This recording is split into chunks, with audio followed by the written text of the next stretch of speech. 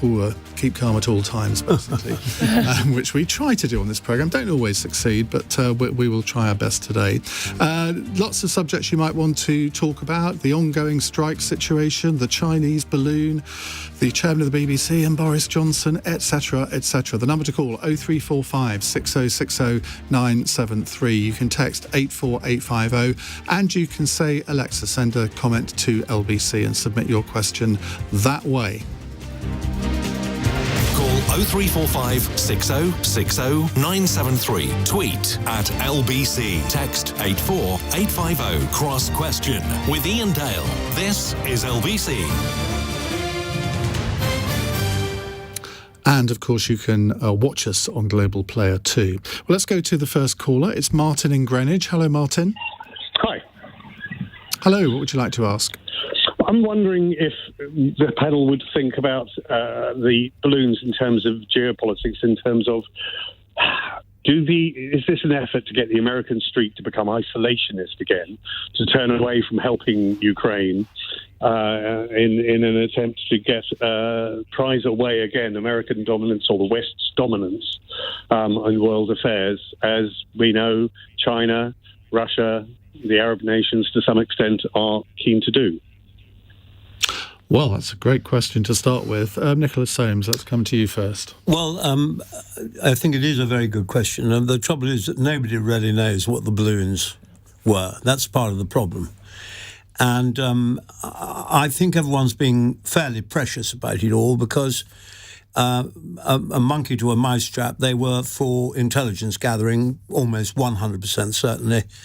They may have had something inside them that helped detect the weather patterns or whatever, but they will undoubtedly be for listening and photographing. And everyone, China, Russia, America, Europe, have always conducted intelligence, covert intelligence operations of one way or another.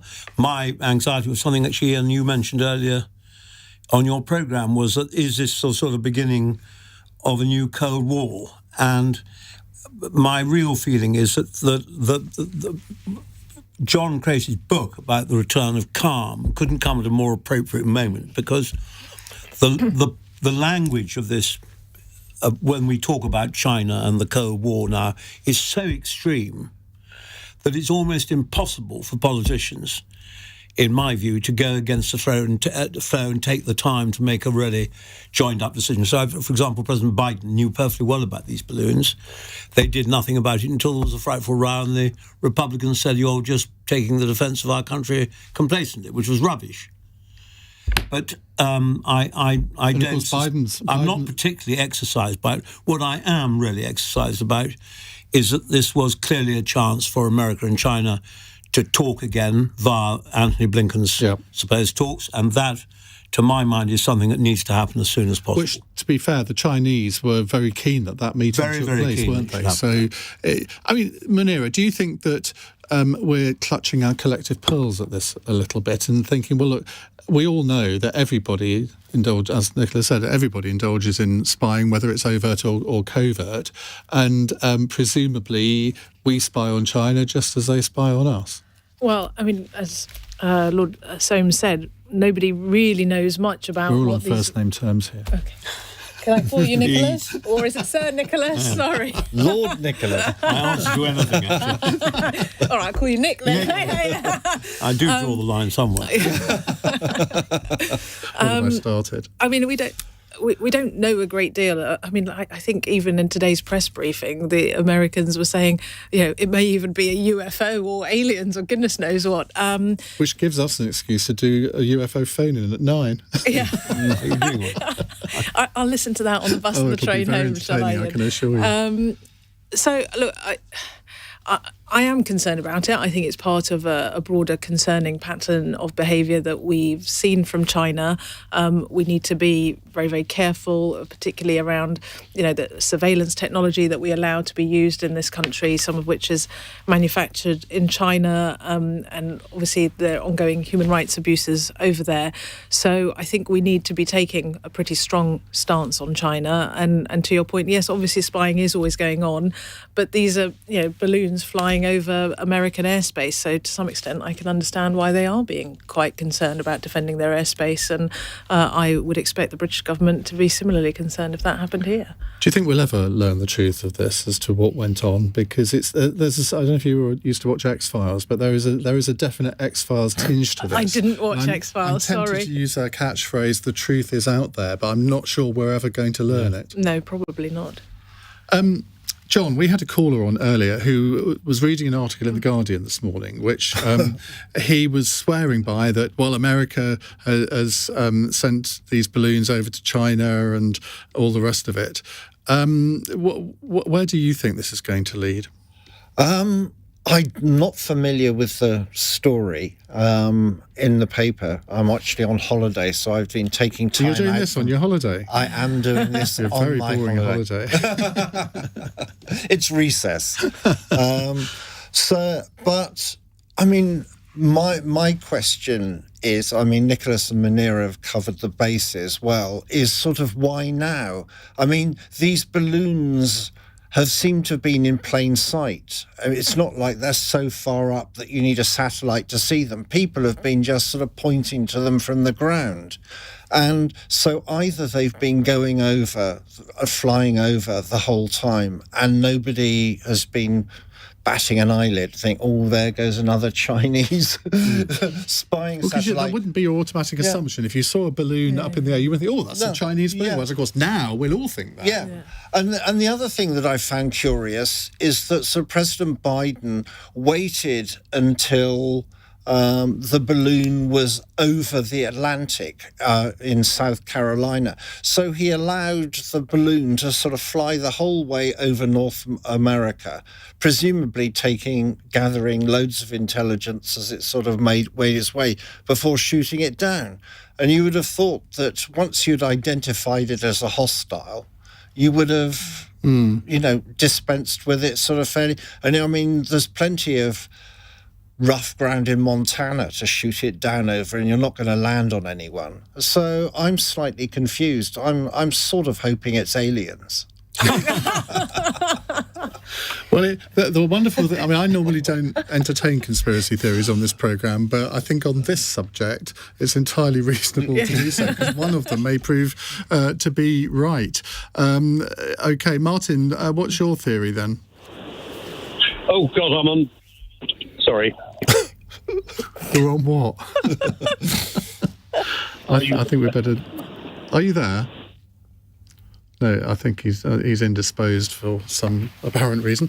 Right, let's move on to another question. Let's go to David in Enfield. Hello, David. Good evening, everyone. Does the panel think that the BBC is becoming a Conservative Party propaganda machine? Munira. I hope not.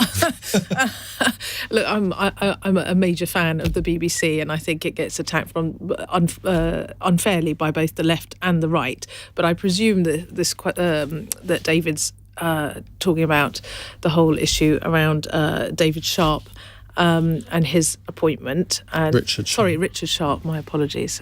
It's David as the caller. Richard Sharp.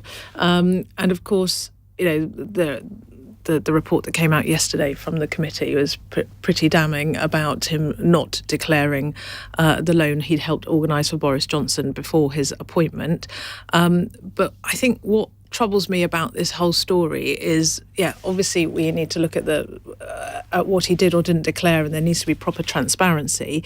But nobody's really talking about Boris Johnson's role in this particular story, and I think there needs to be a proper investigation by the ethics advisor into his role in this whole situation. What are you accusing him of? Well, I mean, the fact that he was involved in appointing Richard Sharp to this role after asking him to help, broker this meeting. I don't think he did ask him to broker the meeting. I think Richard Sharp offered to say to his very, very distant cousin that he would effect an introduction. But I think we need transparency on all sides. So it's fair enough to say Richard Sharp should have been transparent about it. I think the former Prime Minister should also have done so.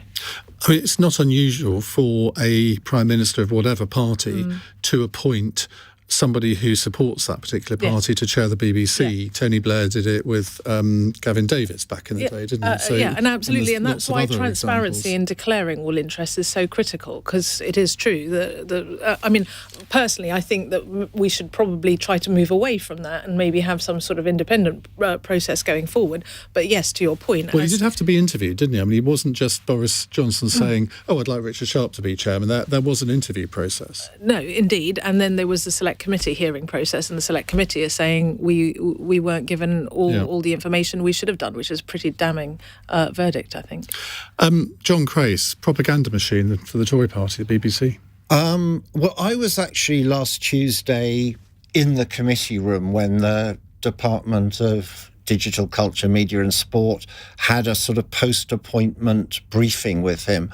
And there are clearly a lot of questions that sort of went unanswered. And I don't think it's not so much that the BBC has become a wing of the sort of Conservative Party. I think that what we saw is we got an insight into how Britain works and how the establishment works.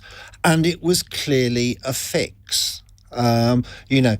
Somebody had a word with somebody who had a word with somebody else. And all these things there was no transparency of process to any of it. And with Richard Sharp, we got, he quite fancied being chairman all of a sudden.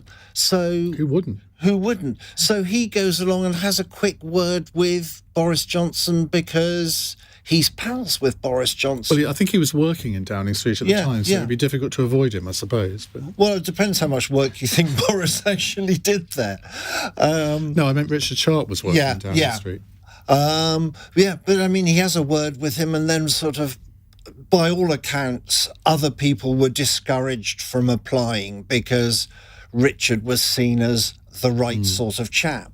And he was the right sort of chap who had, in a previous life, donated £10,000 to the Conservative Party, who had also happened to be Rishi Sunak's boss at Goldman Sachs. It was all just incredibly cosy. And if Boris had known that, he'd have never appointed him. Yeah. And we've also got the sort of unanswered question, because Simon Case, the Cabinet Secretary, wrote a memo to Boris saying, you have got to stop asking Richard Sharp for financial advice.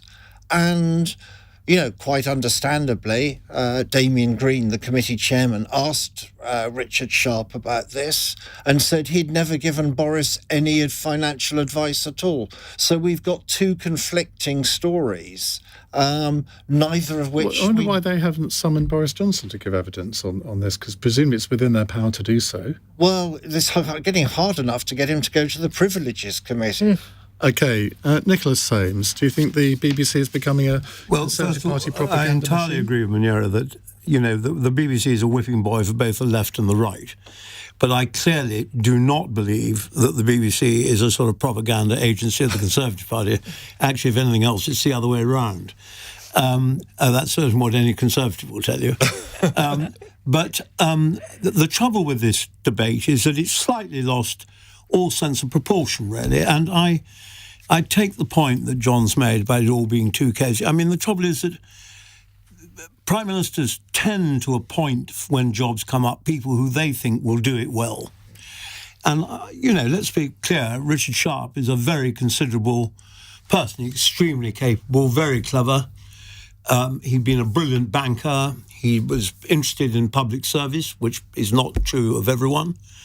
And was prepared to, let it obviously be known by the sign of it that he wanted to be chairman of the BBC. I'm not party to any of that. But there is a process, and I know that governments always hide behind process, but they have to on this occasion. And the Appointments Commission are going to have to say what exactly it was that went wrong. I mean, if he willfully didn't declare, or was it willfully not asked, the question? I don't know. I mean, I don't know what question you have to ask to make everyone to do this. Because on the form of applying for a public job, there are very extensive, extremely impertinent questions which you are obliged to ask, which you're obliged to answer. So I can't see where this problem actually sort of materialised itself. Well, it's going to be very interesting to see where it goes from here, because I think sometimes you get the sense whenever there's a whiff of a scandal, in inverted commas, you can kind of think, well, I know what the outcome of this is going to be, whether it's tomorrow or whether it's in 3 weeks' time. On this one, I don't sort of get a feeling as to where it's going to end. But can I very quickly, just very briefly? I mean, from what I can see, the real problem is that at some point, Richard said to Simon Case, the Cabinet Secretary, I've helped arrange this loan. Do you think I need to mention this to the appointment hearing? And Simon Case said, no, you've mentioned it to me, so you don't need to mention it to anyone. well, he's in the clear then, isn't he? But Simon Case isn't. No. Well, yeah, I mean, yeah. But I mean, it still doesn't... Did the loan actually happen? Do we know that? We don't know. We also don't know why Boris is quite so hard up. Well, I don't think he is now, but he was then. Anyway, we are going to move on and take some more of your questions in just a moment. 0345 6060 973. It's 18 minutes past 8. This is LBC.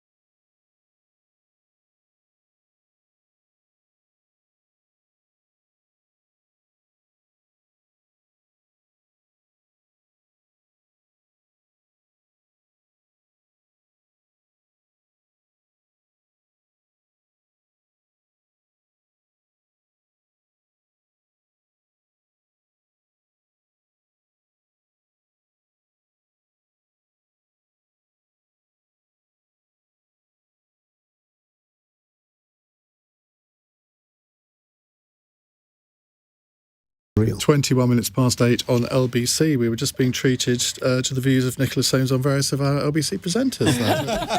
Just as well. We were in a break, I think. Munira Wilson is also here, Lib Dem MP for Twickenham and the party's education spokesperson, and John Crace, Parliamentary sketch writer for The Guardian and author of the book of Farewell to Calm, The New Normal Survival Guide. Fascinating title. Tell us a bit about it. Well, it's actually the third in a series of collections of my political sketches. Yep. And I sort of never really started out to have one, but Theresa May sort of presented herself as the starting block. And then politics, I don't know what it was like for both Nicholas and Munira, sort of on the inside, but certainly from watching from the press gallery, I mean, it was sort of like watching the sort of House of Commons have a sort of collective breakdown. It was. And it was so politics just seemed to keep coming at you. I mean, I can remember when I started in the job, I mean, nothing would seem to happen for days, weeks on end. You'd have to write complete sketches about Michael Fabricant's hair. Yeah, exactly. I mean, you would have to sort of, which does seem to grow, which is really odd. I think he's got 3 different ones, hasn't he? Yeah, I think so. Before I libel him. Yes, exactly. Yeah, well, I was waiting for you to do that rather than me. Thanks. And then I wrote a second one, which was a book called Decline and Fail, which saw the end of Theresa May. And, that was the tempestuous bits with, all those late night Brexit debates when it felt... Halcyon days. Yeah, when sort of... fairly kind of normal, moderate members of the Conservative Party found themselves on the opposition benches. I mean, that must have been extraordinary times. I don't think, Nicholas, you went quite that far, did you? No, you must have felt quite that far, but I had the whip withdrawn from me by the Prime Minister for the perfectly understandable reason, actually, that I refused to vote for his... to leave to go for Brexit in the hard Brexit. Yeah. But I would just tell you, I think it's such a good thing to have written like that, because it was, Munira, it was poisonously ghastly, the 5 years that led up to Brexit. It was unbearable. It set colleague against colleague. It set constituency against constituency, and it did have, the country had, in my view, a collective nervous breakdown. I think we have to be very careful about the use of language, and it felt very rough at the time, very rough and very unpleasant. What would you have thought the 2019 election if all of that hadn't happened? Well, it's a very good question. I think I'd probably reached... I think I was time expired anyway. But we didn't. No. I think I was. John certainly didn't. I remember sketching you with affection. Yes, you've always been very kind to me. I've done long enough. I did 35 years, and talk about bed blockers. I really was a bed blocker, and it needed. But it merely absolutely reconfirmed to me whatever decision I might have made. It made it absolutely sure that I simply wasn't, because I didn't feel it was my House of Commons anymore. I didn't feel that we'd arrived at a sensible conclusion in a sensible way, and that I didn't think Parliament was really doing its job. Should we go to another question? Yes, I think Stacey is in Wallington. She sent in a text question. London bus drivers have been given an 18% pay rise. Is this what everyone else in the public sector should now expect? Well, of course, they're technically not in the public sector because they're employed by a private sector company. There's 1,800 drivers who work for Abellio, driving on routes mainly around southwest London. They've accepted this pay offer today. Well, I bet they have, after strikes by members of Unite. Well, I wonder, John, whether you think that is going to set a bit of a trend. And it's interesting that the private sector is offering that kind of pay rise, but the public sector isn't. Well, it's certainly going to throw the cat amongst the pigeons, isn't it? Because the mantra for the government is that just no one has that amount of money to pay. And suddenly, if an 18% pay rise is on the cards somewhere, people are going to look very carefully at what may be available. But I think in the wider thing, I don't think the nurses are expecting 19% for a second. What they are hoping for and expecting is some kind of compromise in the middle of about 8 or 9%, which after a 20% real-term pay cut since 2010, I think most of the country would go along for. And the idea that the government could not borrow to pay these pay rises is absurd. Governments can always find money when they want to. During the COVID pandemic, they obviously found money for furlough that they didn't know was there. They didn't expect to have to find, but they managed to find it. So, the money is there if the flesh is willing. I suppose the argument against... Well, actually, let Nicholas put the argument against that, assuming that he is going to argue against that. No, I am. And of course, Ian's quite right. It's a private company. It's a private business.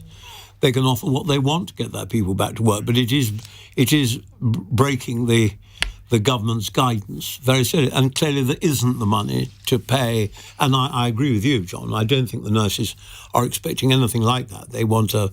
And I do get the impression that they would like to settle, and I do think it's very difficult for the government just to go on digging its toes in. Yeah. But the fact is that the financial position in this country is very serious, and coupled with high inflation. And, when I first came into Parliament in 1983, Lady Thatcher was fighting a great battle against inflation, and we won it, and it was absolutely fundamental to the success of the economy thereafter. So if we do get these very big pay rises, there is no doubt they will damage the economy. None at all. Munira? Well, for a start, it sounds like my constituents are going to be able to get a bus again. Because apparently, you said they serve South West London. Yeah. There's been the strikes have been affecting a lot of the routes in my constituency. I don't think it's realistic to expect the government to award inflation-busting pay rises to every part of the public sector. But let's not forget, like the nurses, the bus drivers were working every single day through COVID. Many of them got sick. They were getting a lot of our key workers to work. Like Nicholas, I think the main thing is the government needs to get back around the table and get negotiating with the unions, whether it's our nurses or ambulance drivers or whether it's teachers, so that patients can get the treatment they need and our kids can keep learning.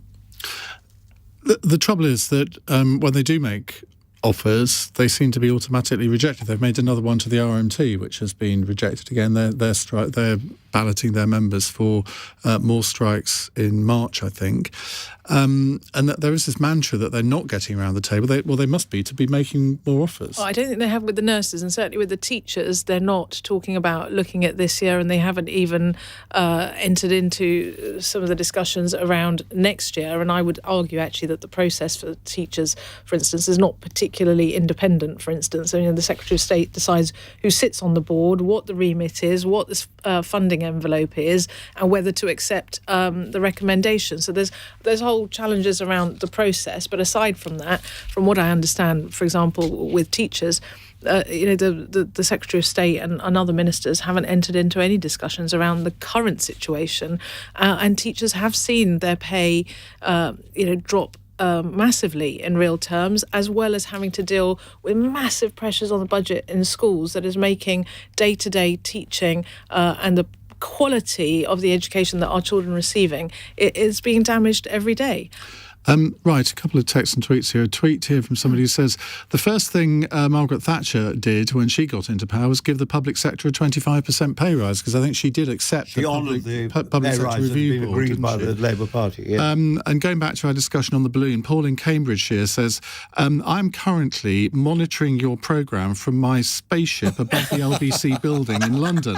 I'm going to open my window and shout out, I'm as mad as hell and I'm not going to take it anymore. Trouble is, we won't be able to hear you, Paul, because we're not in the LBC building in London. No. We're at 4 Millbank, so sorry. And John says, tell your guests that there is no intelligence in South Carolina. I think that was a mention to you, for you there, John. I've been there, says John. More of your questions in a moment. Keep the calls coming. 0345 6060 973.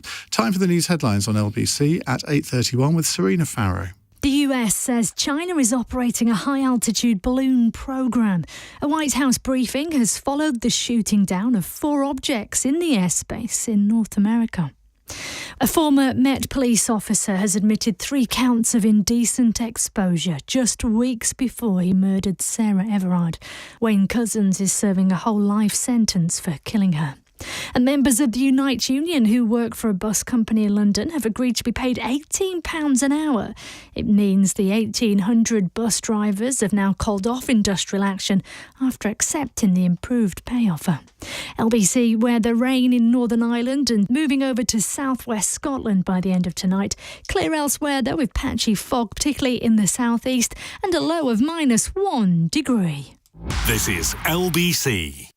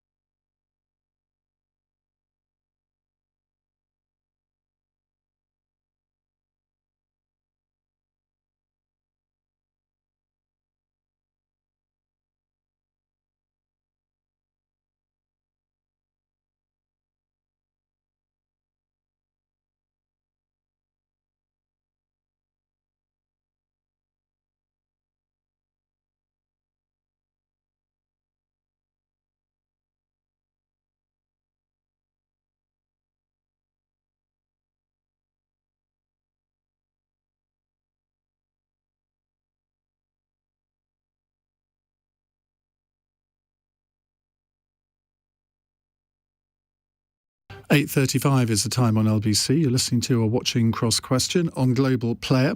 With us are Nicholas Soames, Conservative peer, former Armed Forces Minister, Munira Wilson, Liberal Democrat MP for Twickenham and the party's education spokesperson, and John Crace, Parliamentary sketch writer for The Guardian, and his book is called A Farewell to Calm, The New Normal Survival Guide. Right, let's go to another caller. It's Chris in Richmond, one of your constituents, Munira. Hello, Chris. Hello, Iain and Munira panel. Does the panel agree with me that the Home Secretary's divisive rhetoric on asylum seekers, as well as that of certain other Conservative politicians, is partly to blame for what happened in Merseyside on Friday? Just explain what happened in Merseyside on Friday. Well, violent scenes, a police van torched and people basically protesting outside a location where asylum seekers were staying.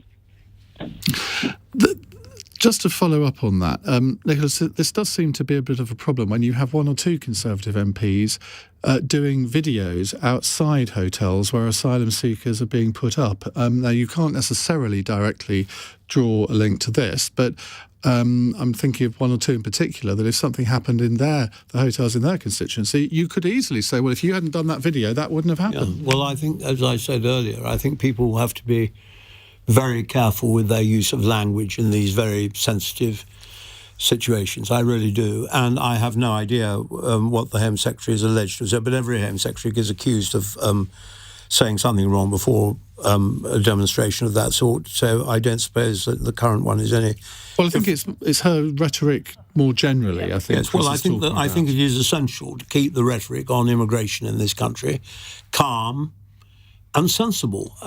We've got to have a discussion about it, and we have to have a debate about it, but it has to be done in a pragmatic and sensible way, and not in a way in which it's rather like the foreign policy thing we do about China. I mean, the atmosphere is so toxic that you can't get anywhere with anything. There's no space to move. So I think people do have to be very cautious with their use of language. You served in Parliament with Suella Braverman. Do you think she's suitable to be Home Secretary? Well, she's the appointed Home Secretary. I don't know her really at all. But she, I don't know her. I'm afraid I don't know. Okay, Munira. Do you want me to answer that last question or the first question? Do I think she's suitable to be Home Secretary? Let's go to Chris's question. To Chris's question. Well, first of all, I think we need to condemn. Because you need to give him an answer, otherwise he won't vote for you. Don't worry, Chris. I will give you an answer. I just want to condemn completely the violence that we saw on Friday night, and thank the emergency services. I think there was a police officer or an ambulance or a paramedic who was injured. Our emergency services putting themselves at risk to deal with this. Do I believe that Suella Braverman's rhetoric and the wider Conservative government rhetoric over asylum and immigration in recent years has contributed? I think undoubtedly it has. I think when you've got people in positions of leadership, and particularly as senior as the Home Secretary, talking about people in the small boats coming over the Channel as invading our shores, and that was the word that she used in the House of Commons some weeks back. She talked about invasion. I do think that is inflammatory, and I think, when, as Nicholas has said, this is a sensitive issue, and communities are feeling sensitive about the fact that asylum seekers are being put up in hotels in their communities, to then have a Home Secretary and a government that is using that kind of language that has fostered this hostile environment for asylum seekers and immigrants in this country over many years, undoubtedly, I think that has contributed to some of the sorts of flashpoints that we've seen, as well as MPs doing videos in front of these hotels or getting up and talking about where some of these hotels are in the House of Commons, which I think is deeply, deeply irresponsible. John? I'd pretty much endorse what Munira's just said. I think two things. First of all, there is the use of language, as Nicholas also said. She is the Home Secretary who said she dreamt of full flights to Rwanda. That is not particular. That is not a compassionate, informed, or trying to sort of manage the debate. And also, don't forget that even Liz Truss thought that Suella Braverman wasn't fit to be Home Secretary because she effectively fired her for a breach of the ministerial code. One of the few times when the ministerial code actually seems to mean something, but back then it did. And I think there was general astonishment that Rishi Sunak would reappoint her just 6 days after she was forced to resign. And one does sort of wonder about his sort of choice of appointments, whether he is quite the safe pair of hands that the Tory party was hoping for. Well, it's appointed Lee Anderson as deputy chairman, so what more can you want? What more can you want? As a sketch writer, it has been absolutely ideal. Did you inwardly cheer when you heard that appointment? Oh, yes. I can't deny it. The next day, I did my Lee Anderson manifesto for Britain, which some Guardian readers unfortunately took as the real thing. Chris, brief response from you? I completely agree with all of the panels, frankly. It is appalling to see what's happened. I'm going to Germany tomorrow for work, and I just remind myself of what the AfD have done and what's happened in the 1930s. We have to be very careful, right? or going to be in a very dark place again. So I think the Home Secretary needs to apologise. Conservative politicians have to stop posting these ridiculous videos. And everyone needs to calm down and focus on the problem, which is not processing the claims quick enough, which I think is really only the way to solve this issue. Chris, has Munira still got your vote? Of course. Yeah, oh, there you job are. done. I feel we've performed a public service by taking that question and cheering Munira up. Yeah. Thank you. Right, let's do a text question from Jonathan in Staithes in North Yorkshire, who says, Ben Wallace says, Zelensky is like a modern-day Winston Churchill. Does your panel think he really deserves such a moniker? Grandson of Winston Churchill, Nicholas Soames. Well, he has exhibited the most formidable gifts of leadership and courage in an exemplary way at a time of extraordinary danger for his country, and I think he's nothing short of remarkable. And I just think that every now and again a country gets thrown up at the right time in very difficult circumstances, the right person. This man, after all, was a comedian. Yeah. And then you watch him in Westminster Hall the other day. It was the most astonishing display, really wonderful and powerful and moving. And so I think he has many great leadership qualities, most of all courage. See, I think he's also learnt from what your grandfather did in 1940, 1941, when his main aim was to persuade America to support us. I mean, he wanted them to come into the war, which obviously they did at the end of 1941. But he went over to America to persuade Roosevelt that it was in America's interest to supply us with armaments. Yep. That's exactly what Zelensky is now doing exactly his little European tour last week, wasn't it? Yeah. Absolutely clear. It's exactly what he does. And I know one of your earlier questions was about the, you were mentioning about the aeroplanes. I mean, he and one of your correspondents was saying, this is what happened with the tanks. They went on and on and on, and eventually they got the tanks. I think the aeroplanes are a different thing, but he's absolutely, you can see, determined to get that fixed. But the trouble is about Zelensky is that he is completely, not the trouble is, I mean, one of his greatest strengths is he's completely single-minded. He's sort of like de Gaulle. And, I don't think that he realises, well, he does realise, but I think he doesn't quite understand how difficult it would be to give a weapon that would be utterly game-changing and would undoubtedly involve an Article 5. You were a minister in the Ministry of Defence for many years. If you were there now advising the Prime Minister on what to do in response to that request, what would you be saying? I'd say follow exactly what Ben Wallace has been doing. I think Ben Wallace has done an unbelievably good job as Secretary of State for Defence. I think his vision and understanding of the essential nature of getting as many weapons and ammunition and training to them as we possibly can is completely correct, and he's done it very well. But I mean, there is a major problem for our defence in that, the cupboard is bare, and we have given all our ammunition. Most of our missiles have all gone to the Ukraine, and the government must now take very seriously this problem of building up our reserves again, because first of all, if we don't, we won't have any more to give the Ukrainians, and we need exact amounts for ourselves. What a great time to start up an arms manufacturer, John. Yes. Business opportunity there. Well, yeah, that's one way to solve our Brexit crisis, isn't it? Hit to GDP, let's all sort of start producing fighter jets. No, but I completely agree with Nicholas on Zelensky. I was in Westminster Hall as well for it, and it was the most extraordinary speech, because I've seen quite a few overseas heads of states come over and address Parliament. And, they're always sort of very nice, complimentary, and they're never less than grand occasions.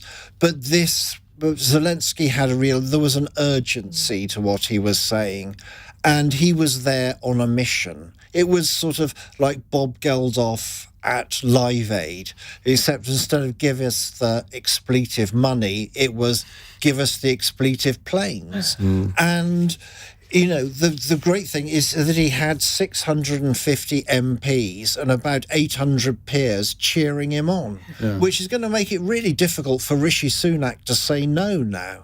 Munira? Well, I agree with what Nicholas said about his courage and his resilience, which is... We've seen that from the Ukrainian people, but it's been manifested through President Zelensky's leadership. And like John, I was in Westminster Hall, and it was an incredibly moving moment. He certainly knows how to work a room.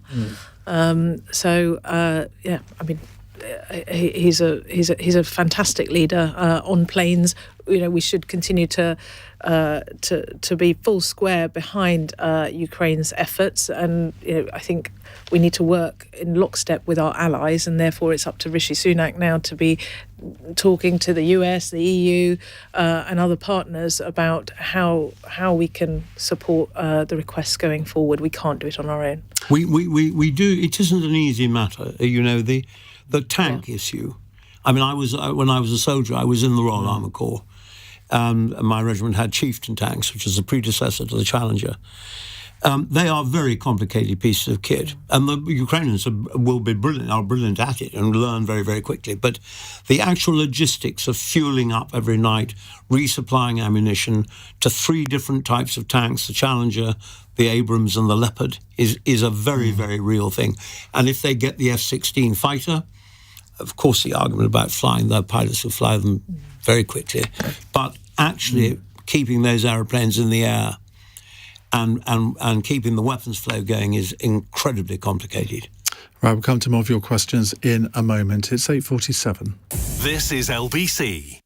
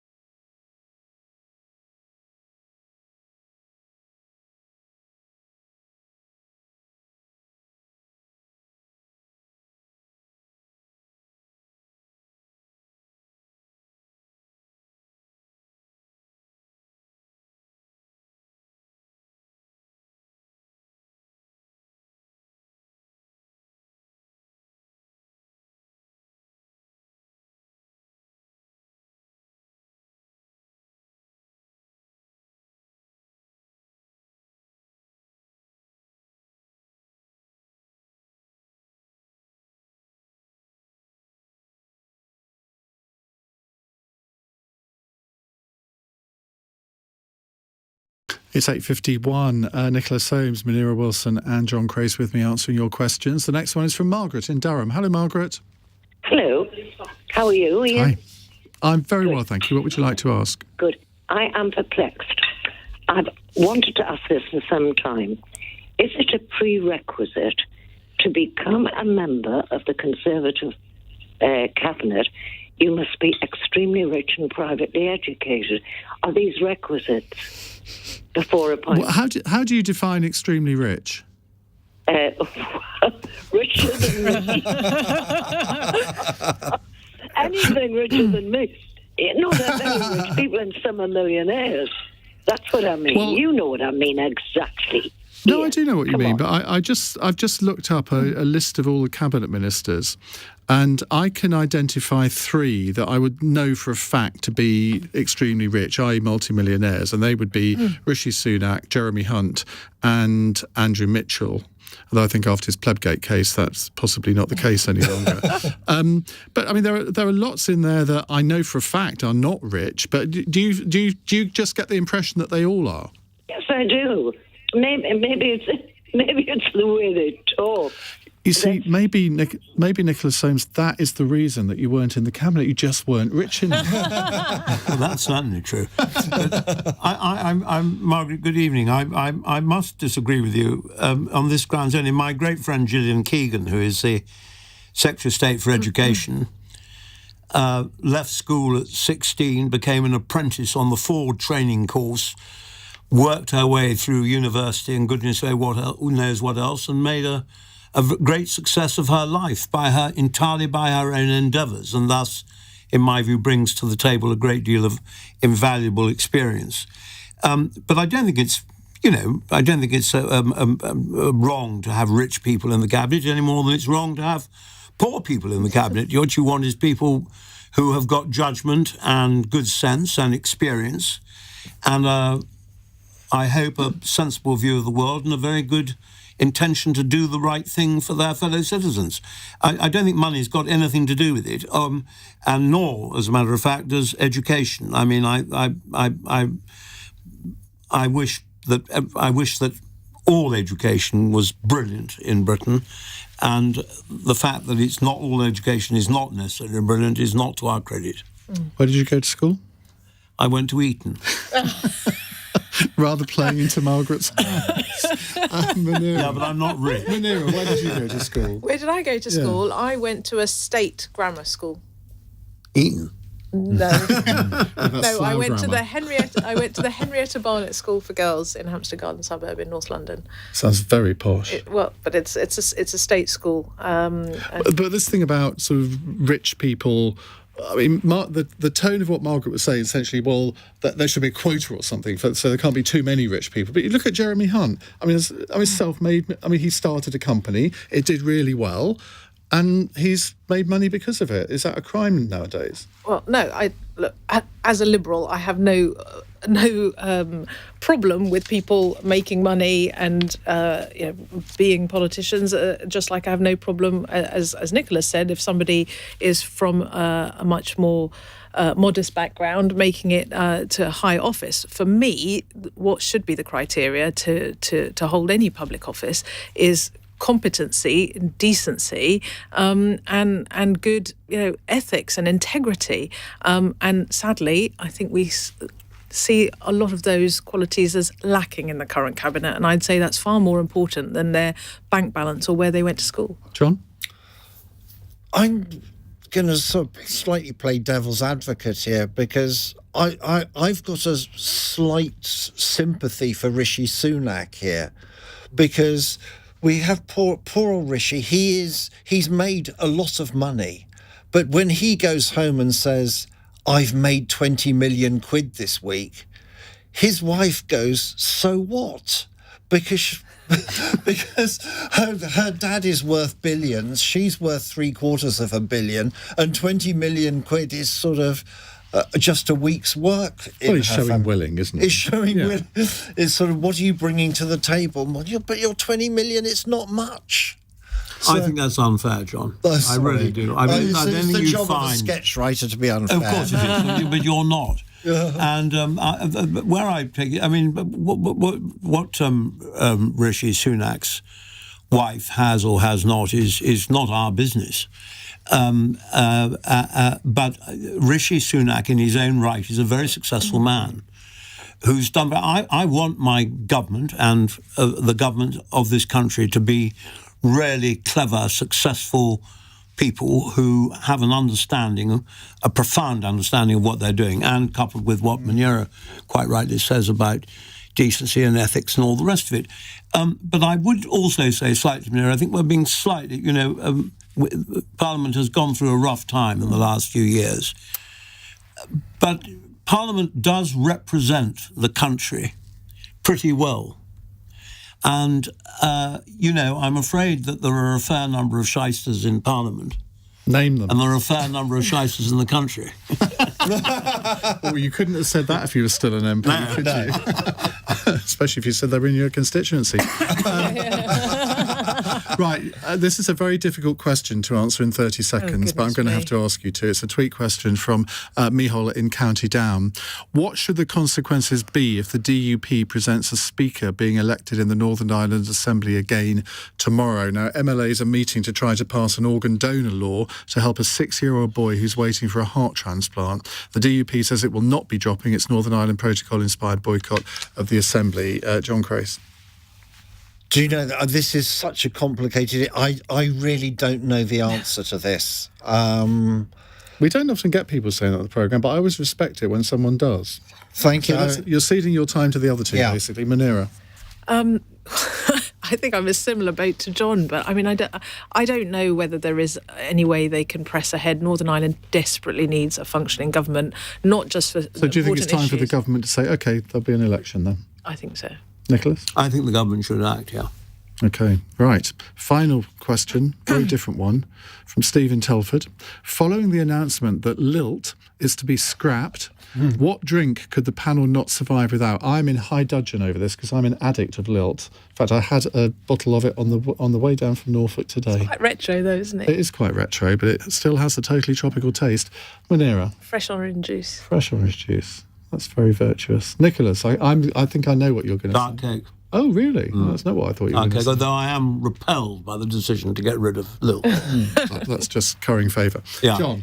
It's got to be Diet Coke for me. I haven't drunk alcohol for 35 years. We gave each other up.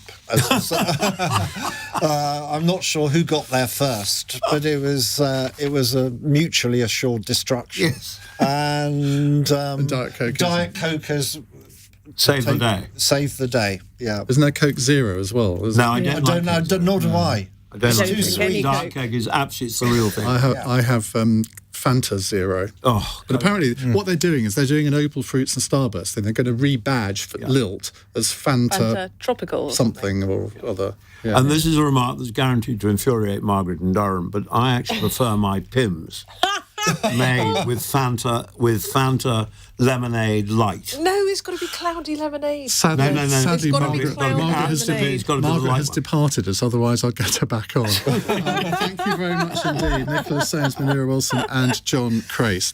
Now, fasten your seatbelts, because the US Air Force General overseeing North American airspace said yesterday, after a series of shoot-downs of unidentified objects, that he would not rule out aliens or other explanation yet, deferring to US intelligence experts. He would not rule out UFOs or aliens. Would you? 0345 6060 973. The truth is out there. We're going to find it over the next hour.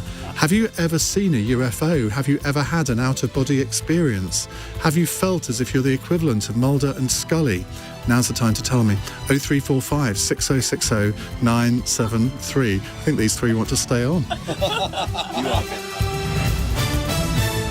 On your radio, on Global Player, and Play LBC. leading Britain's